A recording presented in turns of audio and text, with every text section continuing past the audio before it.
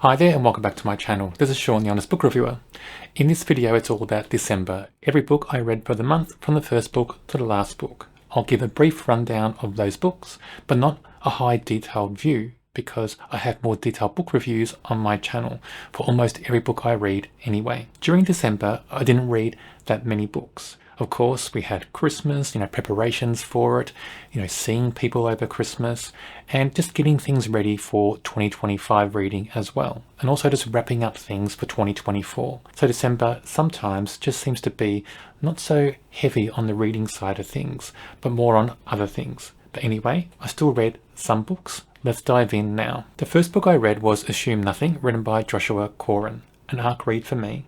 A thriller. A little bit of a mystery, but that kind of mystery is solved quite early on, so more a thriller. And of course the title, Assume Nothing, you know that saying, when you assume, you make an ass out of you and me, that does relate to this book as well. But anyway, this is marketed as adult fiction, I think anyway, but it reads more like YA fiction for a couple of reasons. One, just the writing style. The writing style feels YA to me. And also the protagonist is a teenage girl and we get her point of view in the narrative, so that makes it feel YA as well. So for me, I'm not sure about the marketing side of things. I'm not really sure if adults are the target audience for this book or not. Anyway, to the story. There are a few things about this story I like and some I don't like. So I do like it revolves around a serial killer. I like that. I like serial killer stories, whether it's fiction, non-fiction, whatever. That's always interested me in stories. But then we have the protagonist, and the protagonist is set up as a character who's fragile, very fragile. Something awful happened in her past, and she's in a very fragile state of mind, has been for quite some time. And then in this story we have shocking things happening, quite shocking in some cases. And it's very visual, the shocking things as well when you read it. And this character, rather than crumbling and falling to pieces, she gets stronger from that. And she vows to kind of go to the challenge, solve things, resolve things. And I don't think that suited who the character was in the start of the story. We're given a character who's very fragile, very vulnerable, and to have that strength come up in that character so suddenly doesn't match who the character was for me anyway. That's the biggest issue I have with this story. There is some repetition. There's some good things in this book though, some good twists and turns. And one good character I really enjoy. I won't give too much away about that character, but that character for me makes this book what it is. So an interesting read, not the best thriller I've read by far, and I do wonder about marketing towards adult fiction. The Beekeeper's Apprentice, written by Laurie King. So, this is a mystery, historical mystery. It's the first book in the Mary Russell and Sherlock Holmes series, and it's one of the 12 books chosen for me to read in 2024. So in December, I was finishing two things. I was finishing the list of the 12 books chosen for me to read in 2024, and also I was finishing a list of 48 mysteries and thrillers that Goodreads had written about at one stage last year in 2024. And in that list was apparently the top 48 books for the last 3 years on Goodreads in mystery and thriller genres. So I was finishing those two things in December. And this book is one of the 12 books I had to read in 2024, one of those books chosen for me. Now, the Sherlock Holmes in this book just didn't feel like the Sherlock Holmes we're used to. It's very different. For one thing, he's retired. And then he seems nicer than the Sherlock Holmes we have in the original stories. He seems a bit more complacent. But it's unusual. But is it good? Well, I think in some ways it could be because it's different. The author's trying to make Sherlock Holmes a bit different. But in some ways it just jarred with me a little bit because it's not what I expect from Sherlock Holmes. But anyway, we also have Mary Russell. And Mary Russell is a Mary Sue to extreme proportions. She's good at everything. She's brilliant at everything actually. Everybody likes and loves her immediately. So she is very much a Mary Sue type character. So characterization in this story, not really the best for me. Then we have Watson. So Watson does turn up, but he's there just to be ridiculed by Mary and Sherlock all the time. And I didn't like that in the story at all. What I do like though is when Sherlock and Mary first meet. So when they first meet, Mary is a teenager. And Mary surprises Sherlock because she's so clever and so bright. And Sherlock, I think in this story, we get the impression that Sherlock assumes that all women aren't clever at all. Not at all. You get that in his character straight away, and it happens throughout the book on many occasions. But Mary surprises him, and that's so good in the story. You see his confusion in the story, you really do. And he comes to understand just how clever she is. But she pushes that as well. She has to fight to be seen by Sherlock in that way in some cases, to be given the chance to help Sherlock solve mysteries in this story. So I like the way that happens in the story. And also with that backdrop of historical fiction, to have this character Mary being clever and brilliant and capable. It's a lot different to what we expect in that period as well. So clever in that way. I think in some ways this character Mary is a bridge between historical and modern times. You know, she is an historical figure in the book. She's set in that setting. But she's written in some ways to be like a more modern character in a modern mystery. And I think that just gives readers the chance to relate to the character more. I've seen characters written like that before in historical mysteries, and I think it's clever, because it's a bridge between modern and historical times and just drags readers in more into that setting and with that character. The mystery itself in this book is okay, wasn't the best for me, I wasn't engaged with it all the time, but it is an enjoyable read still. So for a first book in a series, it's not brilliant. It didn't make me love the characters that much in the book, it didn't make me love the series, but I'm wondering what happens in other books in the series. I've only read one so far. The Inmate, written by Freida McFadden, so one of the 48 books in that best mystery and thrillers list on Goodreads. So this book, a popcorn thriller, is a mystery there as well, but more a thriller, I think. The setup is good. I do like the setup of this story, the concept. Just the way it's written, not so much. This feels like almost a first draft, really. It's not that polished. It has all twists and turns at the end. Not my favourite structure for thrillers. I prefer twists and turns right through the story, not towards the end, because I find in some cases books try to rely on, insane twists at the end to carry a whole story. And sometimes they get more and more insane as they go in those few twists jammed at the end. I'm not a big fan of that when it happens in stories, especially in books like this, which are popcorn thrillers. Popcorn thrillers should be exciting and engaging, compelling all through the story, not just towards the end. This book is not compelling, not that engaging or exciting throughout the book until you get to the last maybe 15%. Then it changes and it has that insane twist going on in the story. And if it wasn't for those twists and turns, then I guess this book would have been terrible overall. But towards the end, one of those twists is just too insane for me. It's too unbelievable. I get why it's there. It's there to make like a happy ending, tie things up nicely, make you feel happy towards the end maybe.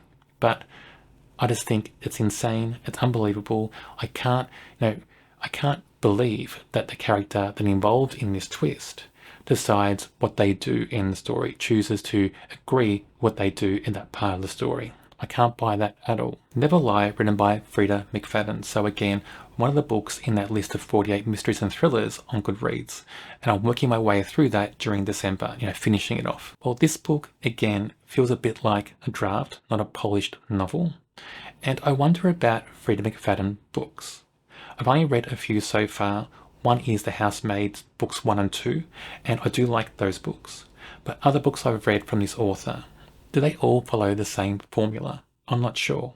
I'm going to read more and more of them, and I wonder if they do have the same formula, which for me so far is a pretty boring, not engaging book for most of the story.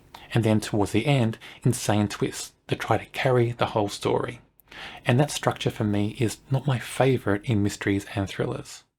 Especially popcorn thrillers, which this is. And I mentioned just before in this video, a popcorn thriller should be compelling, engaging, should be intriguing, suspenseful, right through the story. That's what they are. They're meant to carry the reader through, because popcorn thrillers aren't meant to be the best written stories. They're meant to have exciting concepts, twists and turns, sometimes insane, to carry the reader through, and then it's meant to just drag you through the story with that, not wait towards the end. But this book doesn't do that. This book was very repetitive, and sometimes from one page to the next. In a few occasions in this story, I read something on one page, and it repeated in a different way on the next page. And also in this book, we have past-present split, I have to say, in this story. And in the past, we follow a character who's no longer alive in the present. But we have two characters in the present who talk about this character from the past. And the way they talk about the character, has the wrong tense when they're talking about the character. And it insinuates that character who's not alive is alive, the way they're talking about things in the dialogue. So for me, that's a big mistake in editing. It should have been picked up. And I don't know how long this book's been around for, I think a few years. You'd think it'd be picked up by now. So it just shows me that this book may not have been polished as much as it should be. And I do wonder if Freida McFadden is more about just trying to get volume out there, just pump a lot of books out there on the market, rather than just taking time and polishing a story to make it its best. And this book had a good concept. It had isolation, it had people snowed in, it had intrigue a little bit in there, try to bring suspense into it. The concept was really good. But execution-wise, it just relies on that ending too much, twists and turns in the ending. And some of those twists and turns were good, I have to say.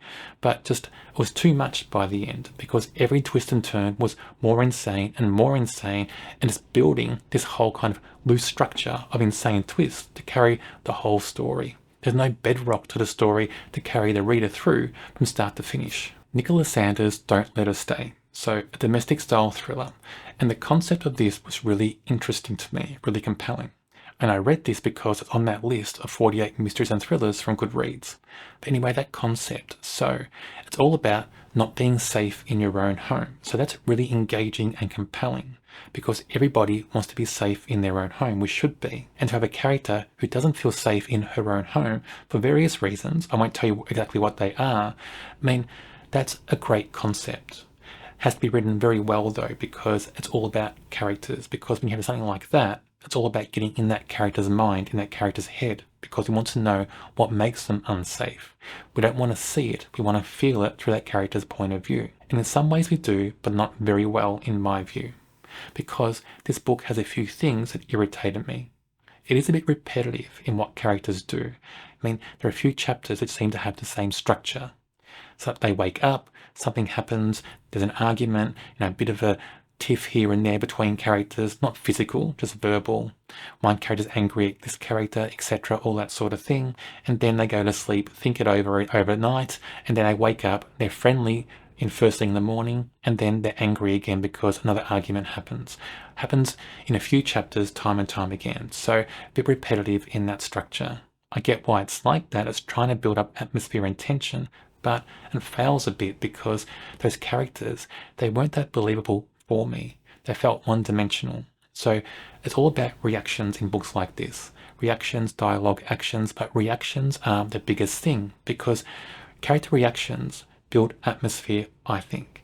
Character reactions drag you into the story. And if they don't feel real, if they don't align with who a character is, if you don't believe those reactions, you're not going to be dragged in by characters into the story. And I wasn't. That's a bit of a shame for me because the concept was good. Then I have to mention in this book, there's a prologue. Not a long prologue, I think maybe 2 or 3 pages, but it's not really a prologue. Now, prologues seem to have changed for some reason in modern books. Prologues keep getting used for things that aren't prologues. A prologue should provide context and give background details, often some earlier story that ties into the main narrative. A prologue should not be a snippet from a scene that happens later on in the book you're reading. A prologue is not that.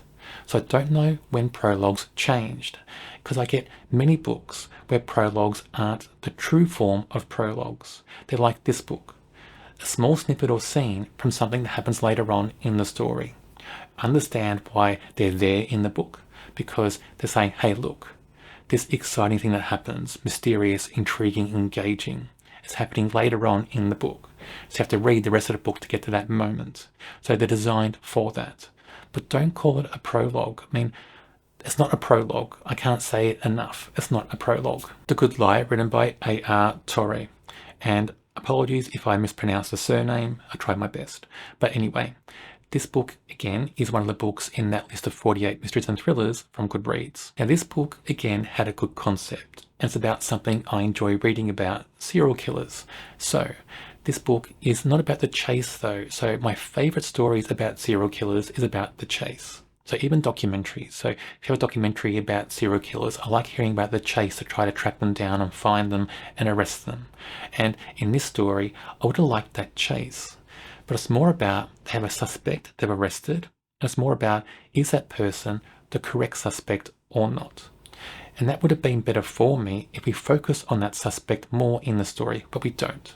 Instead, we focus on the protagonist and another character and their will they, won't they relationship thing going on in the story. That seems to be the main focus of this book. That's disappointing, because why drag the reader away from what the book's about and focus on this relationship, or this budding relationship, or this maybe relationship? Why focus on that in the story, other than what it should be about is this person the correct serial killer, and trying to find the correct serial killer out there? So a shame, I think. And then I think at the end of the story, there's a cop-out. A big cop-out and big flaws at the end of the story. I can't explain what the flaws are in this video. It'd be huge spoilers if I did. But they're big flaws, massive flaws. It just shows this author or the editor or the publisher, that's anybody, they didn't do any research in just basic police procedure at all. And the focus of this book is crime, after all. It's about a serial killer or potential serial killer. So the focus is crime in this story. It is a mystery and thriller, but it's also about these crimes going on. So if you have a focus on crimes, do just basic research, have basic understanding of police procedure, because with certain twists and turns at the end, it just shows that no research at all was done for this story. The Girl with the Dragon Tattoo, written by Stige Larsson. Cold Case Mystery, one of the 12 books chosen for me to read in 2024, so I was finalising that list as well in December. And this was a reread for me. I first read this book many years ago, but when you read a book again after so many years, there's little things in the story you don't recall. I mean, you understand and you remember the big plot, the overall story, but not all little things about characters and every event that goes on. So it's interesting sometimes to go back and reread, because do you just get fresh eyes, fresh perspective on stories as well after so many years? And this time when I read this, it really stood out to me that two things. So Nordic fiction is different in tone and feel. I think Nordic fiction is more stoic. It's more slow burn. It's not as excitable as fiction from other countries. That's my general take on Nordic fiction. So when I read this time, I was focusing on the story with that viewpoint, that I had to come to the story with a different mindset and expect different things. So I read this story with that in mind. So the second thing about this story that I realized this time is it's just not about this cold case mystery. It's about so many other things. It's so layered in the story. It's about finance in the region and in the world as well. It's about politics.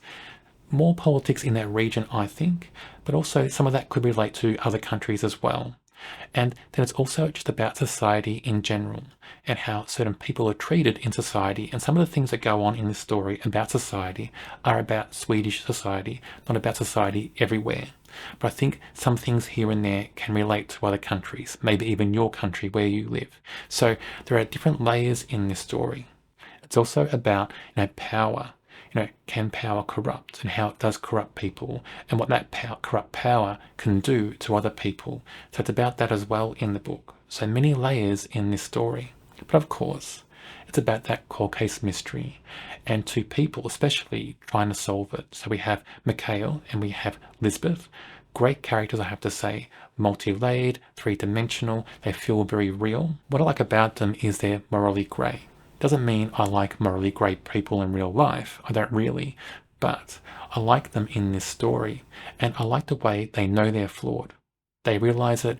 They recognize when their actions may be not the best actions they're doing, but they accept their flaws and accept the actions, because it seems like the only choice in their minds in this book. So you get that in the story a few times happening. So I like the way that's done.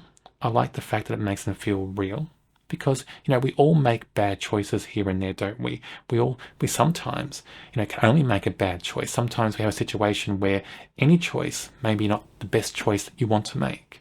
And it feels like that in this story. So I like that morally grey aspect in this book. And I like the whole construct of the story, that multi-layered construct, where it is about a cold case mystery, but it's just not about that cold case mystery. It's about so much more. Misfortune Cookie, written by Vivien Chien. So a cozy mystery, book 9 in the Noodle Shop mystery series. I appreciate that the author took a chance with this book to change location, but I prefer this series when it's in its home base location. That Asia Village shopping centre, I prefer that. I think this author writes better in that location. We have characters that we're familiar with, especially after so many books in the series, and I like those characters a lot, the support characters. And in this book, I didn't have those support characters, and I didn't get the same feel from the location where the author takes us in this book. Just for me, it didn't feel that good. I kind of get this book is more about trying to bring the protagonist Lana and her sister somewhere where it's neutral territory. Try to give us those two characters working out, their relationship with each other, trying to be friends more. I think that's what this book is about. But it fails in a way because their interactions feel a bit stilted. They're not written that well. They feel formulaic as well in the book. So for me, it wasn't the best way to bring that about in a story, because by the end, there's no change in that relationship, there's no growth. So I just wonder, what's the whole purpose of doing that? Why not just have this in the home-based territory with a better mystery? Because the mystery, even though it had a good start, a good setup in the mystery, wasn't handled that well throughout the story. It just felt a bit loose. Just some of the things that went on in the investigation just felt a bit ridiculous. And this series so far hasn't had that ridiculous feel to it. But in this book, it started on that way for me. Peking Duck and Cover, written by Vivien Chien, a cozy mystery, book 10 in the Noodle Shop mystery series. So I read books 9 and 10 in December, just to catch up with the series overall. This book returns the setting to the home base, the Asia Village shopping centre, and I enjoyed that because we get characters that I'm familiar with. I've come to, adore those characters a lot in this series. Good to have them back. The mystery in this book is not the best. Very predictable. And in previous books in this series, the mystery wasn't predictable. So a bit of a shift there, I think. And I wonder, did the author just rush this a bit to try to get a book out without forming, a strong mystery? I'm not sure. But anyway, this book also seems to just change a development of our protagonist, Lana. It goes backwards. So in previous books, Lana was getting independent, strong. She was very confident. Now in this book, she's not confident at all, really. She relies so much on her boyfriend, Adam, for strength, for stability, for assurance, all that sort of thing. So she's not independent anymore in this series. I don't get that feeling anymore from this character. She's almost like a damsel in distress character sometimes in this book. Kind of just breaks down so quickly into tears and almost runs to Adam for that support and stability. We didn't get that in prior books in this series, so a big shift in that main character, and I wonder about that shift. I hope it doesn't just keep going in this series. I really hope it doesn't. And also, it seems a big focus now on their relationship, Lana and Adam. And it's a bit creepy, I think. It doesn't feel that romantic. So Adam keeps calling Lana doll all the time. It's happened so often, not just in this book, but in prior books as well. And I had a problem with it in prior books, but it happens more and more now in this story. And also, he's so aggressive, he's angry all the time. He turns into this character that if any other person, any other guy, talks to Lana, Adam just turns into this ball of anger and almost fury, and you get the impression that he's going to go and physically attack that character in the story. It's a bit unusual because Adam as a character in this series is a police detective. So what does that mean for this character? Is this character going to be aggressive and angry all the time? So there's changes and shifts going on in this series I'm not really supportive of. I'll still read the series, but I'm hoping that those changes and those shifts just calm down a bit and revert back to what they were. I'm hoping Lana becomes more independent again. I'm hoping Adam stops calling her doll all the time and he stops being so aggressive and angry all the time for every other male character that speaks to Lana. Because all those things going on in the story take focus away from the mystery, even though the mystery wasn't strong in this book. But in future books, the mysteries may be stronger. You don't want the focus taking away from those mysteries. Even though it's a cozy mystery, we need cozy elements.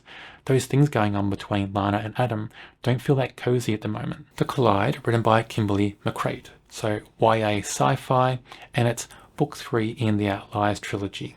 So I finalised the trilogy in December. Now, this trilogy wasn't the strongest to begin with, but book 1 was the strongest of all the 3 books, and it ends in a mess. This book is quite a mess. We have things going on in the story for no reason really. The biggest example I can think of is we have a protagonist trying to find other people who are outliers. And we learn that outliers in this trilogy are teenage girls primarily, and they can feel emotions, they can feel what people are thinking, and we get the impression they have stronger powers that could be developed. Almost, we get the impression that at some stage they could convince people to do things even. And we have other people, other forces, who want to study or use this protagonist and other outliers for their own means. So that's the concept of this book. And the concept is good. I mean, that concept is quite strong and needs a good story to carry it through. But the story wasn't that great. So in this book, we have the protagonist trying to find other outliers, and you get the impression she's trying to find them to bring them together to combat their enemies, the villains in the piece. Doesn't happen at all. No outliers come to her small hometown. There's no reason for it in the story. So just wasted pages, a wasted idea, when we should get more about that battle, I guess, between good and evil in the story. And talking about villains, talking about enemies in this book, there's so many of them. They're coming out of the woodwork all over the place. We don't need that many in this book. Why not just a few? 2, maybe 3. Build them up more in the story. Make them more villainous, if you will, in the book. Make them more of an enemy. Because too many, it just decreases, that feeling from them. It decreases that sinister feel, makes them feel weak. So for me, that's the biggest thing in this book. Too many villains. It ends in a mess. I mean, there's great ideas in this story. The concept was so good and needed a bit of execution across the whole trilogy. Catherine Jinks' Panic. So it's a thriller, an arc read for me. It's an Australian book by an Australian author.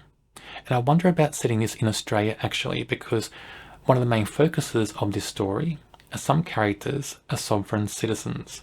And sovereign citizens aren't that big a concept yet in Australia, and I don't know if they ever will be. Australian society is a little bit different. I don't think this whole concept of Australian citizens is going to get a strong foothold in Australia at all. So I do wonder about having that in an Australian setting. Maybe in a different country would it be more convincing. But this is a book where we have things happening that are big red flags, and the main character, ignores those red flags or kind of recognizes them but doesn't do anything about them. And I don't like that in stories, because the red flags in this book are major red flags. And if you want to be realistic in a story, I know it's a story, I know it's fiction, I know we don't have to have everything being so real in a book, but with major red flags like this, and many of them in a short time frame at the very start of this story, just having so many red flags and the character ignoring them and choosing to ignore them just doesn't feel real to me in a book. It impacts my overall view of the rest of the story. I'm sorry, but it does. And the red flags in this story are massive.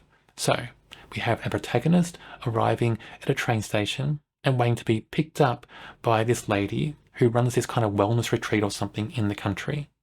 And the reason our protagonist is going there, she's going there to be a non-paid carer for this woman's elderly mother who's got dementia. On the way from the train station back to the house, so their first meeting, this lady is pulled over and she's a sovereign citizen, and she refuses to cooperate with the police. They arrest her and take her to the police station. Her husband gets very angry and aggressive immediately when he finds out, and rushes off to the police station. And it's almost like he's going to attack the police or something. Another lady who's staying there as well, helping out on the retreat, she's also a sovereign citizen and gets angry as well. So huge red flags there by 3 people our protagonist is going to be staying with. Then they tell our protagonist she has to live in a caravan out in the woods somewhere, and it's almost like a 15-20 minute walk from the main house. And when she's there in this caravan overnight, on the first night, there's somebody creeping around outside the caravan. She hears them, and it happens more than once. I mean, huge red flag. I mean, she's in this caravan, it's not very secure, bit of a rundown caravan we're told, and somebody creeping around at night in the woods with nobody else around. I mean, who's going to help her? And apparently no cell reception either where she is. So just huge red flags in the story all over the place. But the character decides to stay there for reasons. She has her own reasons to stay there, but I think the red flags outweigh those reasons all over the place. So anyway, Books where red flags are ignored or characters decide to ignore them, that just impacts my overall view of a story. The structure of this book, so despite everything that's going on in the story, and it is quite an insane story, despite all that, the structure of the book is okay. Structurally sound. Things make sense within the story. What characters do make sense within the story, apart from that red flag thing going on. But most of that is good. So I enjoyed it structurally. I enjoy the concept to a point. I do think having that sovereign citizen concept in a book is intriguing, interesting, but maybe not in an Australian setting. I think it's set it somewhere else where sovereign citizens are more prominent. So in Australia, I don't think they're prominent at all. The last book I read is At the Bottom of the Garden, written by Camilla Bruce, a paranormal horror and fantasy. This feels like a real fairy tale, and I get the impression the author's trying to make it a dark feeling fairy tale, but it's not dark enough for me. There are scenes there where I think could have been much darker, and the reason they're not is by character reactions. And the character reactions in those scenes make them feel almost comical, and in some ways almost like camp comedy. So I think that's a bit of a strange kind of mix in those scenes. Make it darker because things that are happening in this book could be dark, could be very dark. And I do wonder if the author was holding back, trying to make this a bit lighter, not trying to make it a very deep, dark fairy tale feel, when in some ways she was trying to make it a dark fairy tale overall. The concept of this story is very interesting. So we have two sisters, Violet and Lily, Lily the oldest, Violet the youngest, and they just find themselves suddenly orphaned and have to stay with their aunt Clara, who they've not met at all. Clara's taking them in not because she loves them, but because she wants their money, because Violet and Lily's parents were quite wealthy, and Clara wants that money. And it's a struggle for her to get it because it's held up in trust funds and all that sort of thing. Anyway, when they get to the house, strange things start happening. Violet the youngest can see dead spirits, can see the ghosts of anything living. And Lily the oldest has her own powers, and those powers of the two girls get stronger and stronger as this story progresses. So in some ways, it's almost like a coming of age fairy tale story as well. But it has many paranormal aspects, some horror things going on in the story because of that. But like I said, those horror scenes could have been much darker, but in some ways they feel comical, almost camp comedy as well. I won't give too much away about this story because there are twists and turns quite early on, so I did like that. I like the early twists and turns in this story because it just engages you with the story more. In general, the writing style, in some ways, is quite vivid. There are scenes there that are quite visual, drag you in, but in other ways, it's a bit repetitive. And in some cases, the pacing just drops down a lot and almost flat lines. And that's quite annoying when you have a book like this because when you're getting descriptions of paranormal powers and paranormal events, when it's a true paranormal story, you want to know what's happening next. You want the pace to clip forward because this is trying to be a gothic story as well, and a lot of gothic stories are slow burn, but I just don't think the slow burn element was done well in this book. It would have been better as a more fast-paced story. Even though it's trying to be gothic and atmospheric, make it more fast-paced because that suited the writing style more, I think, in this story. So overall, it's entertaining, it's enjoyable, it does feel like a fairy tale, and if you like that type of book, I think you'll like this. I don't think this book will be a big hit for people who don't like paranormal type stories anyway, but I think people who do like paranormal stories would really enjoy this. There you have all the books I read in December, from the first book to the last book. Let me know your thoughts on these books, if you've read them or what you thought, if you want to read them. It's interesting, I think, to find out what other people want to read. Am I reading and telling you about books that you're interested in reading in the first place? I don't know.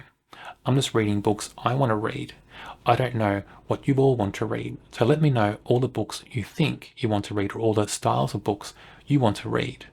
And I'll see if I can kind of include those books, include those genres and styles into some of the books I read in 2025. On my channel, I review books of all different genres. Check out my channel and subscribe. On the screen now is a link to another video for a book I'm sure you'll enjoy.